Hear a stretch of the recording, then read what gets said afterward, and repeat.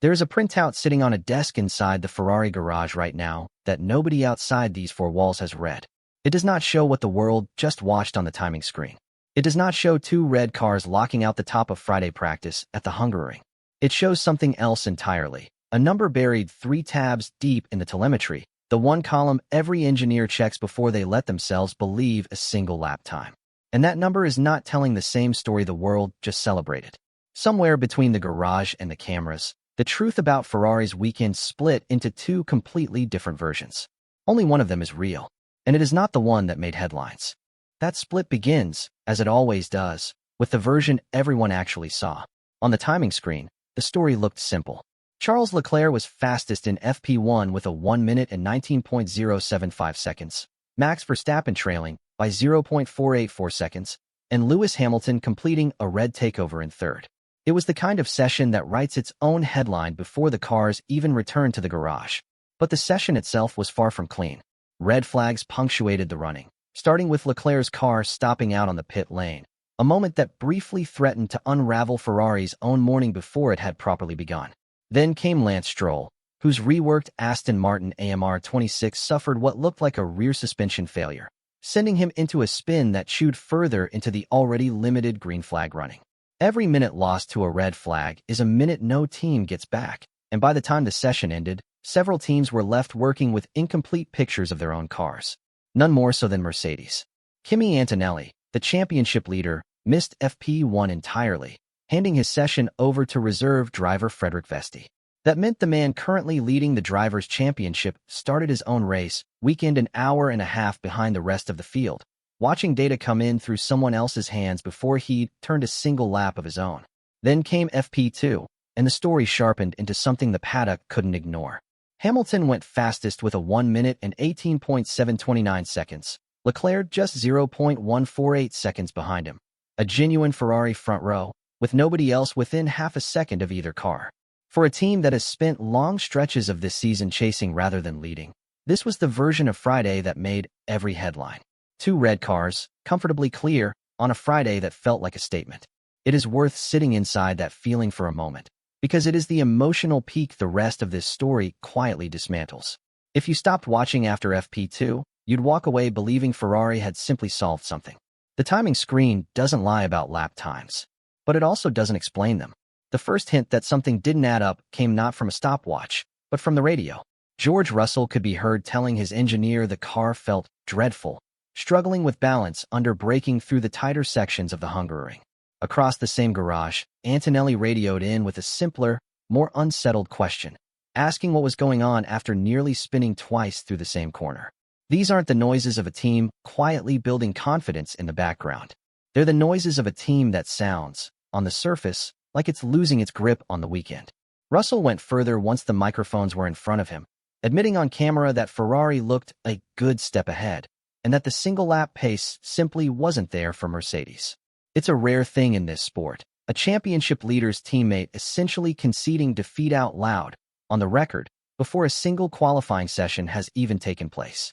And it's exactly the kind of quote that gets replayed, clipped, and treated as confirmation of what the timesheet already seemed to prove.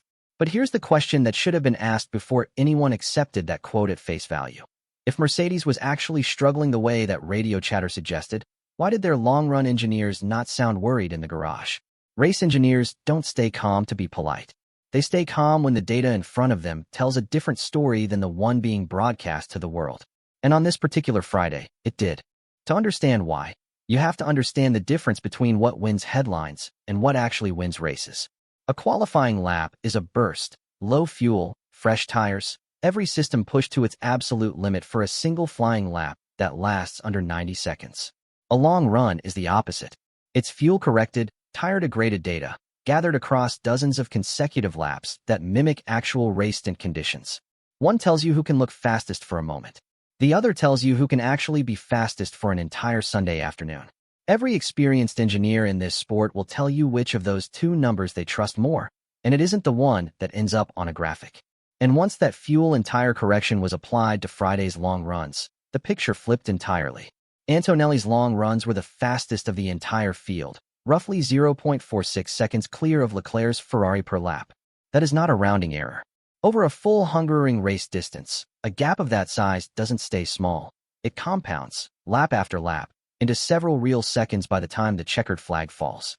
Hamilton, for his part, was even further off that long-run number than Leclerc, meaning the driver who topped the FP2 timesheet was, by the metric that actually predicts Sunday, the furthest from the pace of all.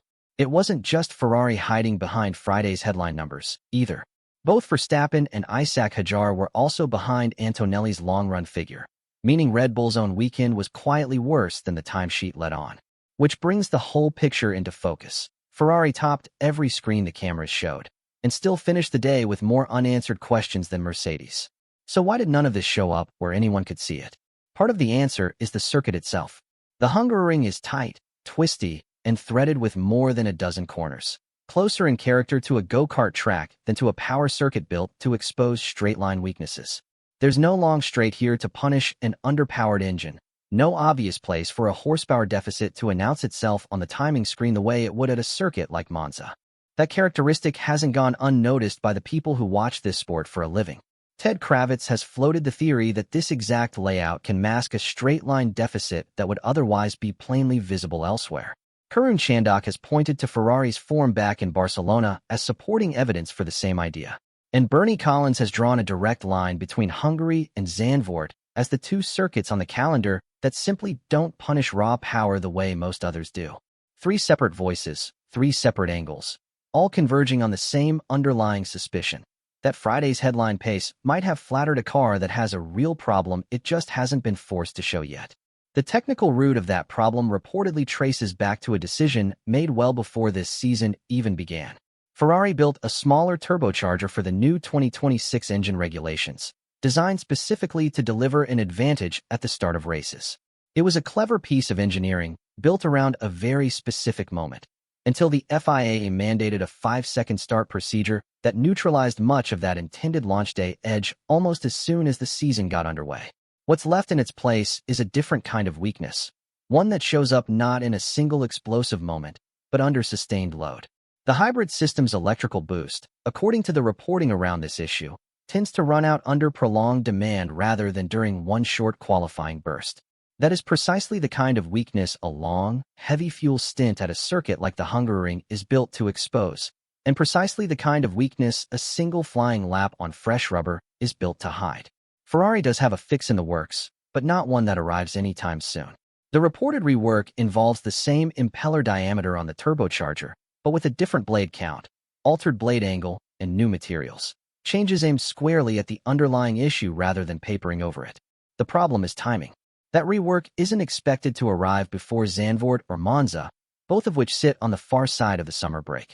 There's a real irony buried in that timeline. Zandvoort is itself a low-speed, high-downforce circuit, much like Hungary, which means Ferrari could end up masking the exact same weakness a second time before the car is ever actually fixed. Monza, by contrast, is the true reveal point on the horizon.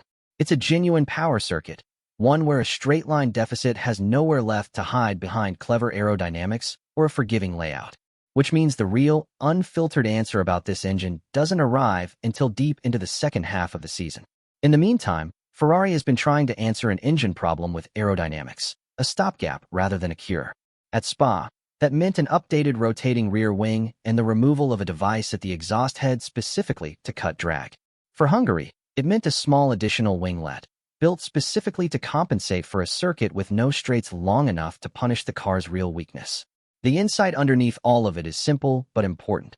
An aero tweak can hide a weakness on the right layout, but it cannot cure one everywhere. Every strong Ferrari weekend before the summer break now carries an asterisk, whether the headlines choose to print it or not. Which brings the story back to the two people who actually understood all of this in real time and chose not to celebrate. In the press pin after FP2, Charles Leclerc sounded cautious rather than triumphant, saying plainly that he didn't expect the gap to hold into Saturday, and that the team will have to do everything perfectly if it wanted to convert Friday's pace into anything real. Fred Vasseur, meanwhile, chose his words even more carefully, so far so good, before reminding everyone listening that nobody takes pole, let alone wins a race, on a Friday. That restraint matters more than it might first appear. These are the two people with access to the exact long-run numbers the public only found out about later. Their caution wasn't modesty, it was foresight. While the rest of the world was busy reacting to a timesheet, the two men who actually understood what that timesheet didn't say were already bracing for Saturday. Even outside the two title-adjacent camps, there was a third red on the weekend, arguably the most objective one in the entire paddock.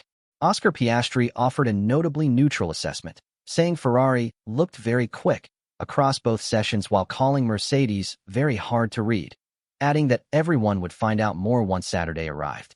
It's worth remembering why McLaren's perspective carries particular weight here. Close enough in both championship battles that neither a Ferrari surge nor a Mercedes recovery is genuinely good news for them. Piastri had no incentive to inflate or deflate either story, and even he wasn't willing to call it, which reinforces the central tension running underneath this entire weekend. Nobody who actually understands the data is willing to call this yet, no matter how loud Friday's headlines were. Zoom out far enough, and the championship table adds its own layer of context to everything that happened on this particular Friday. Antonelli leads Hamilton by 45 points in the standings, with Russell a further 5 points back in third. In the Constructors' Championship, Mercedes sits 73 points clear of Ferrari. Put in perspective, 45 points is nearly 2 full race wins, a gap that a single strong Friday, however dramatic, cannot close on its own. That context matters for Hamilton in particular. He has been public about his belief that he can still fight for the championship in a weekend like this. One strong session, undercut almost immediately by long-run data telling a very different story, is exactly the kind of evidence that belief needs to survive contact with the scoreboard. And the window for that fight is shrinking by the week. Every session before the summer break represents one of a diminishing number of chances for Ferrari to actually cut into that lead, rather than simply talk about doing it. Which leaves this weekend balanced on a single, unresolved question: which sheet actually wins? The one that put two red cars on top of Friday, or the one that put a Mercedes on top of the only session that resembles what Sunday will actually demand? Qualifying rewards the first number. The race runs on the second. And Ferrari's car still hasn't received the fix it needs to close that gap. A timesheet only tells you who was fastest for one lap on one afternoon, with everything set up to make that lap look as good as possible. It never tells you who wins on Sunday. Both numbers from this Hungaroring Friday came from the exact same track, generated on the exact same afternoon, and they are still pointing in opposite directions. Formula One's real stories rarely live on the surface. They live in the numbers nobody puts on a graphic, in the caution of a team principal who knows more than he's saying, in the gap between what a stopwatch shows and what a race actually demands. This weekend isn't over, and whichever version of Friday turns out to be real won't stay hidden past Sunday afternoon.